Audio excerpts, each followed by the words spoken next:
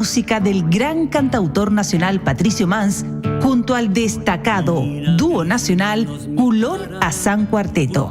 Esta presentación será con entrada liberada este martes 23 de diciembre a las 19:30 horas.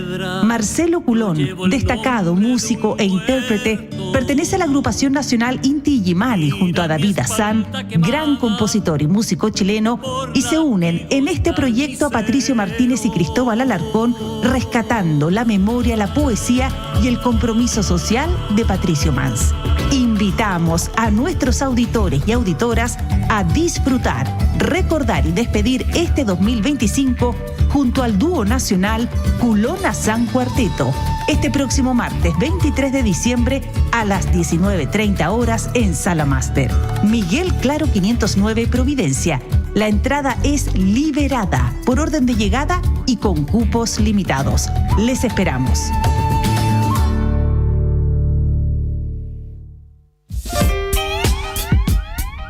Nuestros libros infantiles son fascinante universo. Hay en prosa, hay en verso y cuentos los hay por miles. Para un año, 15 abriles, juegos, ciencia o sentimientos. Y hay arte, conocimiento, libros, álbum e ilustrados, nacionales e importados. Para regalo un portento. Asegura tus regalos esta Navidad al optar por el retiro de libros en nuestra bodega de Avenida Italia 1875, que contará con horario extendido de lunes a viernes hasta las 19:30 horas. Visítanos en prosaypolitica.cl.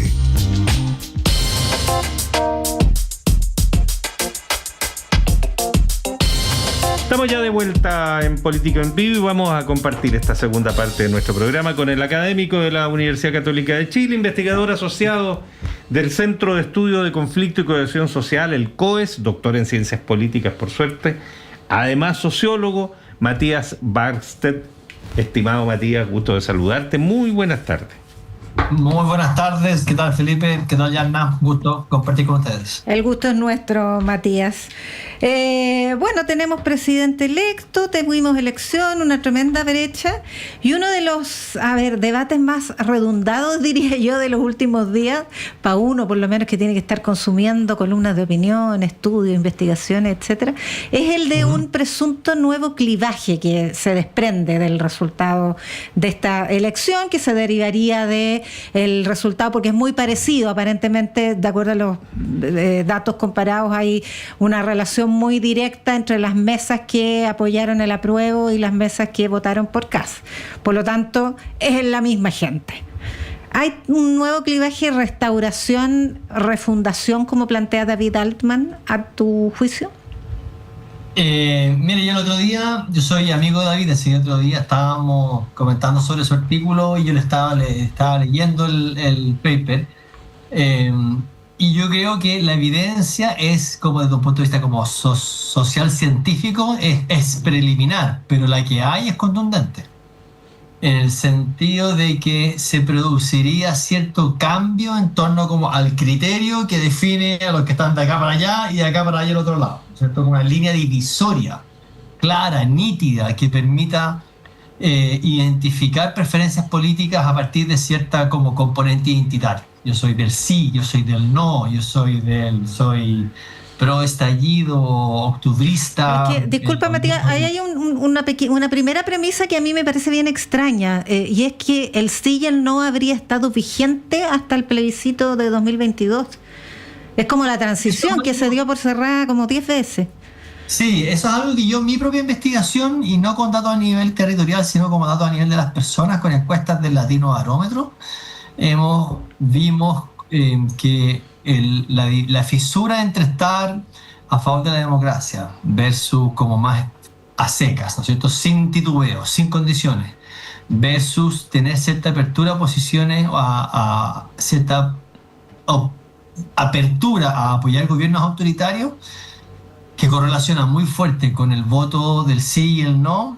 Es una división que, si bien amainó, estaba presente en la sociedad chilena hasta hace unos años. Entonces yo no sé, una de las cosas que me gustaría preguntarle a David es como, una vez que uno, es lo que pasa estadísticamente, es que una vez que uno controla o incluye las votaciones durante el plebiscito de constitución del 22. El efecto que tenía el plebiscito sobre esta elección, las correlaciones, se caen y permanece la correlación con el plebiscito. Entonces, lo que estábamos diciendo es que en el fondo los patrones territoriales de distribución de votos del plebiscito del 22 correlacionan más fuertes con los resultados de esta elección, tanto segunda como primera vuelta, que lo que hacía el plebiscito. Ahora, lo que dice Yana es exactamente lo que hay que hacer el siguiente paso, es ver cuán consistentemente, cuánta consistencia temporal tuvo las votaciones del plebiscito, las correlaciones entre la distribución territorial de los votos del plebiscito con todas las elecciones hasta el 2023, por ejemplo. Y ese análisis creo que David no lo ha hecho todavía, y que si David no está escuchando, creo que David lo debería hacer. Fíjate para que tener una contraposición más clara. yo hoy día leí una columna de él en El Mostrador, y en ella me pareció que él afirma muy categóricamente que el clivaje del sí y el no se terminó, que eso está completamente definido y demostrable, y que una opción de entender un nuevo clivaje es este que estamos conversando, pero que no es aún un clivaje definido y definitivo, sino que una posibilidad que se está como armando, es lo que le entendí de esta columna, ¿no? Que no es el paper total que tú citas, ¿no? Que un clivaje posible que parece estarse armando y que requiere, como ya lo han dicho Yana y tú, tiempo y otra decantación para poder establecerlo como un nuevo clivaje. Pero lo que sí le parece que es categórico es que ya el clivaje sí, no, de alguna manera termina de morir, por decirlo de alguna, algo que venía muriendo y que termina de morir completamente. Claro, o sea, y eso lo dice a partir del hecho de que cuando yo hago un modelo estadístico, donde tengo como una variable que explica todas las, que una variable que es explicada por otras, y en este modelo estadístico las patrones de votación de esta última elección son explicadas por los patrones de votación del plebiscito del 22 y el plebiscito del 88, cuando yo hago eso, toda la fuerza explicativa del 88 se cae. Entonces dice, una vez que controlamos por el actual clivaje emergente, el sí y el no ya no tiene importancia. Ahora, Eso es lo que está entendiendo. pero Déjame agregar un solo punto. Entonces, sí. eso es como esa relación estadística bastante fuerte, pero yo alcancé a ver, pero es muy, muy reciente. Para que hablemos como de un clivaje, en términos como de literatura, como politológica, sociológica, sobre clivajes sociales, los clivajes se consolidan en el tiempo y no tienen incidencia sobre una elección, no dos, no tres, sobre como un periodo electoral grande, 30, 40 años. Y ahí se habla propiamente tal de clivaje. Entonces, igual David, creo que está sobre algo muy interesante, pero que todavía requiere tiempo para decir que esto es propiamente tal un clivaje o no. Ahora, el clivaje que es más viejo que el hilo negro es el de izquierda a derecha. Y uno podría decir que votaron que sí la derecha y que no el centro izquierda y la izquierda, y lo mismo respecto al plebiscito 2022, ¿no? Entonces, ¿por qué nos complicamos tanto con estas denominaciones? Claro, de hecho, fíjate, sí, completamente de acuerdo. De hecho, fíjate que la única diferencia entre el sí y el no, y refundación y restauración, es el centro. El centro se mueve. El centro estaba antes con el no históricamente, y ahora el centro estaría con restauración. ¿No es cierto? Pero se mueve para la derecha, digamos. O sea, el binomio es izquierda-derecha. Entonces hay que ver en el fondo cuán consistentemente en el tiempo es ese centro alineado con el polo restauración. O sea, el centro se fue a la derecha y con cuánto tiempo se mantiene. Pero fíjate si que me permiten, sí, eso nos lleva a otra cosa más interesante todavía. Pero si quieren, mantengo esa idea pendiente. No, dale. Vaya. Ya, entonces, ¿qué es el centro? Que es un poco volver a la primera vuelta, pero creo que es muy interesante. No sé si alcanzamos, si yo alcancé a venir después de la primera vuelta, pero sí. Si lo hice no lo mencioné, porque es algo que he como ido decantando en mi propia cabeza, también con la lectura de las columnas y todas las cosas, ¿no? Que es en el fondo este nuevo centro que tenemos. Porque históricamente el centro era más o menos partidos institucionales, radicales históricamente, democracia cristiana, que tenían orientación programática moderada. Era como en el rol, en la pelea clásica entre el Estado y el mercado, decían mercado un tanto, pero también Estado un tanto. Versus la derecha decía más mercado y la izquierda decía más Estado. En temas como de moral sexual decía, sí, no sé, por la discusión de la ley de divorcio del 2004, a favor del divorcio, pero en ese minuto estaba el centro hasta el día de hoy. El tema del aborto lo ve con más distancia, sobre todo el aborto llamado libre, ¿no? Cosas por el estilo. Entonces, programáticamente moderados. En cambio, el nuevo centro que emerge, y yo creo que lo está articulando Parisi, que sociológicamente es bien interesante lo que está haciendo el caballero, no sé, políticamente, pero bueno, sociológicamente, es en el fondo articular un centro, pero no es un centro programático moderado. Es un centro como de alguna forma anti-elite, ¿no es cierto? Es una plataforma mucho más populista en el sentido no de despectivo el término, sino de antiinstitucional, mirada muy crítica de los partidos tradicionales y que programáticamente es mucho más disperso. Fíjense que Parisi, yo le estuve leyendo el programa de la plataforma de gobierno y tenía cosas absolutamente de izquierdas y cosas absolutamente de derecha. A modo de ejemplo, tenía en su propuesta política que todas las universidades chilenas fueran triestamentales en su gestión. O sea, los líderes del movimiento pingüino jamás osaron decir algo tan progresista como eso, ¿no es cierto? Que todas las universidades en Chile tengan triestamentalidad. Por otro lado, el mismo caballero y su equipo, ¿no es cierto?, proponía cárceles flotantes, que es como una cosa súper radical right, ¿no es cierto? Entonces, es centro, y él mismo lo articula cuando dice esta famosa ni facho ni comunacho, ¿no es cierto? Se busca posicionar ahí, pero no es centro moderación, es centro, que si uno netea ideas de izquierda y netea después ideas de derecha, uno sube y resta, bueno, más o menos el promedio centro, pero no es una cosa moderada, es una cosa como ideológicamente dispersa, que netea hacia el centro. No es la ideología delgada, no es la ideología delgada del populismo del que habla, por ejemplo, Cristóbal Rovira. Tiene ese componente, ciertamente, lo tiene. Tiene la cosa como divisoria entre élites perversas, corruptas, ¿no es cierto? Terroristas, ¿no es cierto? Versus ellos no hablan de pueblo, hablan de la gente que es empujadora, que estira para arriba, ¿no es cierto? La clase media emergente. Exacto, y descontaminada de los males, ¿no es cierto?, del mundo político. Tiene sin duda ese elemento. Y también tiene ese elemento como más como programáticamente súper pragmatistas, que no son ideológicos en el sentido de una conformación conceptual coherente de un mundo como de una visión política, ¿cierto? Como podría ser la gente del Partido Comunista o Kaiser, que a uno les guste o no les guste, pero que la gente, que son grupos que tienen como posiciones y sistemas de creencias integrados, los tienen. En cambio acá están como mucho más a cierta deriva, oportunismo, y que van como ensamblando, y su mapa ideológico, más que es una cosa coherente, es más como un popurrí de temas, creo yo. Pero 2/3 de ese popurrí, o de ese centro disperso, se fue a Kast, según el estudio, el seguimiento que hizo Ann Halstein, me parece. Exactamente, y fíjate que hay ciertas afinidades, por el fondo, y nuevamente... Pero veamos en fondo ya, partamos. Uno, hay ciertas afinidades con el mundo de Kast hoy día en términos de crisis de inmigración irregular, crisis de criminalidad. Entonces el mundo de Parisi era muy fuerte con esos temas, ¿no es cierto? Hasta algunas cosas uno veía que tomaba posiciones más a la derecha de Kast, si uno las pudiera como mapear en el espectro ideológico. Entonces yo creo que el grueso del mundo de Parisi sintió más afinidad con la propuesta de Kast que con la propuesta de Jara. Pero eso es hoy día.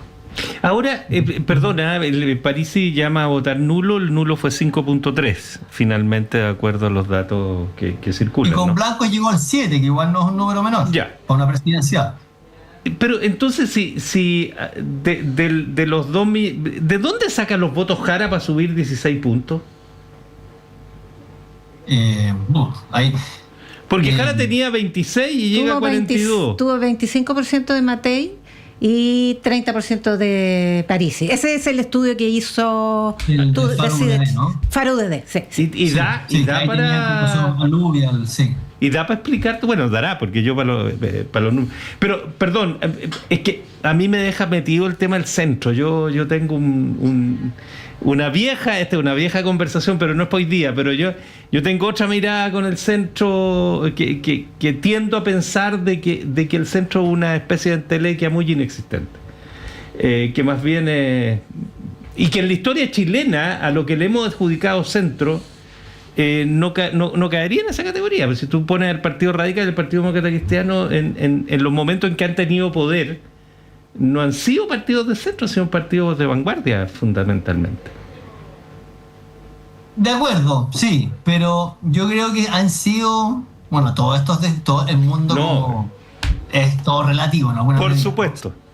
Pero no estamos en el mundo de las moléculas ni de las células, ¿no? Pero yo creo que son centros en la medida en que han reclamado moderación. El Partido Radical no tanto, porque nace siendo un partido radical, ¿no es cierto? Bueno, pero perdona, Matías, acuérdate que el Partido Radical se declara marxista, ingresa a la Unidad Popular y los que no les gustaron se fueron a la derecha definitivamente, con la democracia radical. O sea, moderación cero. Se partió. Y se partieron en posiciones de izquierda y de derecha con toda categóricamente. Ya, de acuerdo. Y si nos vamos, y de acuerdo, y el Partido Radical nace oponiéndose al partido de derecha conservador y al partido de centro, que en ese momento habían sido los liberales. Entonces, sí, pues, y generando una revolución armada. Exacto. Entonces yo estoy pensando como en el mundo más como post-dictadura, los radicales se ubican como fuerzas más bien de centro-izquierda. Sí, de acuerdo. ¿Cierto? La democracia cristiana histórica con la falange en el fondo nace como una tercera vía para no ser ni de derecha ni de izquierda, ¿no? Y proponen un poco el camino propio, no sé cómo llamarle, pero y en ese sentido yo creo que lo que los distingue como fuerzas de centro es que proponen una visión más moderada, de una posición programáticamente más moderada. ¿Qué es moderación? Depende de cada periodo histórico, porque claro, uno agarra la plataforma política de Frei Montalva y sería hoy día una plataforma como bien de izquierda, considerando que incluía elementos como reforma agraria y cosas por el estilo, ¿no? Por eso es para largo, sí, es para largo esta comedia, muy entretenida. Sí. Pero hoy día el centro está, o sea, si uno hace las miles de millones de encuestas que se han hecho, si tú le preguntas a las personas que se identifiquen con la posición ideológica izquierda-derecha, sea con etiquetas ideológicas como usted de derecha, centro-izquierda, o con números, que es más abstracto, se tienden a muy consistentemente a ubicar un porcentaje importante de la población, 30-40%, en los números centrados, ¿no es cierto? Los números del medio, 5, 6, 4. Claro. Y entonces está esa como demanda de lo que nosotros comúnmente entendemos moderación. Y por otra parte no ha tenido, con la crisis de la democracia cristiana particularmente y del Partido Radical, no ha tenido un correlato como de supply, de oferta política interesante, que contemporánea, ¿no es cierto?, que de alguna forma le pueda responder a esas posiciones.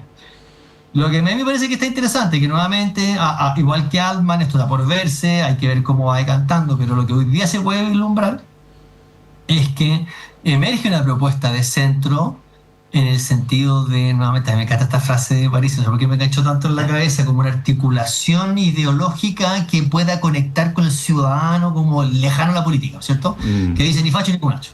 En un lenguaje muy llano y esa frase está diciendo que se está posicionando en el centro.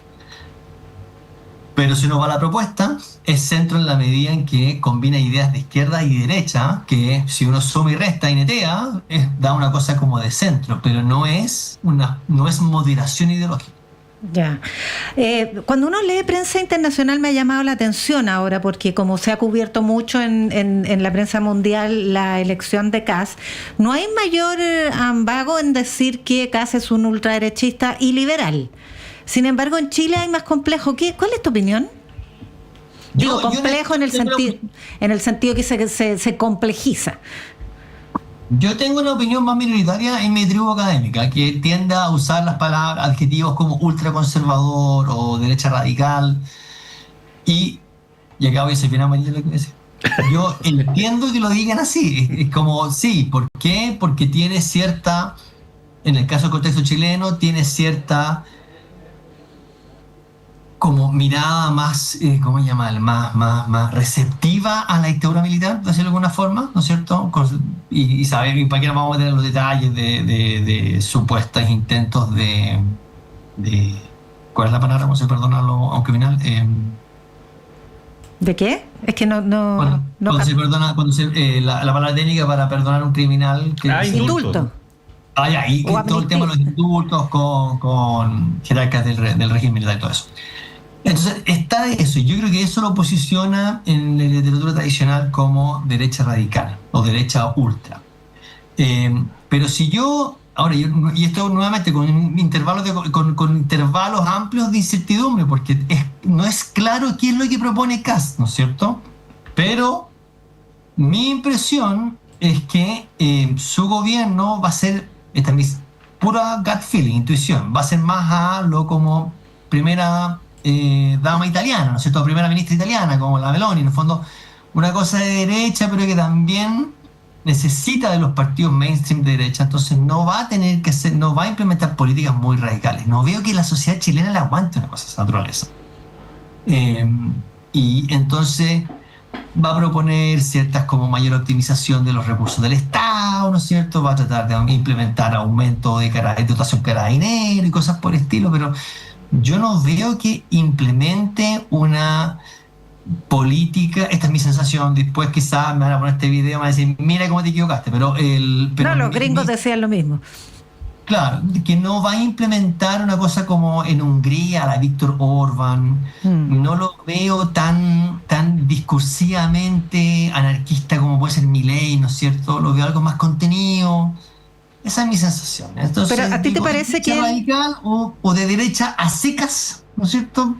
Pero desde el punto de vista de los valores liberales, porque estamos hablando de la democracia liberal, él juega en los límites de la democracia, ganó un buena lid y ganó holgadamente y ha reconocido el triunfo de sus adversarios, etcétera, pero ¿profesa valores liberales una persona que es pinochetista al mismo tiempo?